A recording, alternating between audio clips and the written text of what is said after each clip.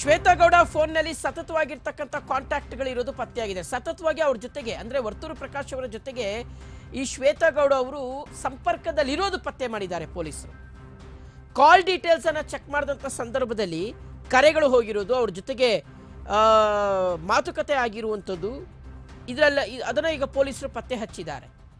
2.45 ಕೋಟಿ ರೂಪಾಯಿ ಮೌಲ್ಯದ 2.94 ಅಂದರೆ ನೀವು 2 kg 945 ಗ್ರಾಮ್, ಸೊ ಸುಮಾರು ಒಂದು 65 ಗ್ರಾಮ್ ಕಡಿಮೆ, 3 kg ಅಷ್ಟೇ ಖರೀದಿಸಿದ ಚಿನ್ನದ ಹಣ ಪಾವತಿ. ಸೊ ಆಪ್ತೆಯಿಂದ ಜ್ಯುವೆಲರಿ ಶಾಪ್ಗೆ ವಂಚನೆ ಪ್ರಕರಣಕ್ಕೆ ಸಂಬಂಧಪಟ್ಟಂತೆ ಈಗ ವರ್ತೂರು ಪ್ರಕಾಶ್ ಅವರಿಗೆ ಸಂಕಷ್ಟ ಶುರುವಾಗಿದೆ.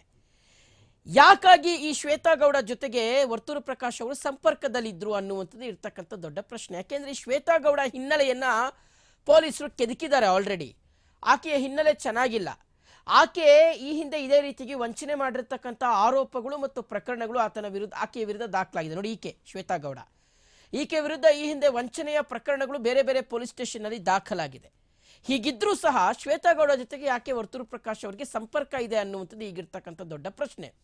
ಸೊ ಹೀಗಾಗಿ ಈ ನಿಟ್ಟಿನಲ್ಲಿ ಇದೀಗ ಪೊಲೀಸರು ತನಿಖೆ ಮಾಡ್ತಾ ಇದ್ದಾರೆ ಮತ್ತು ಶ್ವೇತಾಗೌಡ ಅವರ ಜೊತೆಗೆ ವರ್ತೂರು ಪ್ರಕಾಶ್ ಅವರು ಎಷ್ಟು ದಿನಗಳಿಂದ ಸಂಪರ್ಕದಲ್ಲಿದ್ದರು, ಯಾವ ರೀತಿಯಾದಂಥ ಸಂಪರ್ಕ ಅದು ಅನ್ನೋದನ್ನು ಪತ್ತೆ ಹಚ್ಚುವಂಥ ಒಂದು ಕಾರ್ಯವನ್ನು ಮಾಡ್ತಾ ಇದ್ದಾರೆ.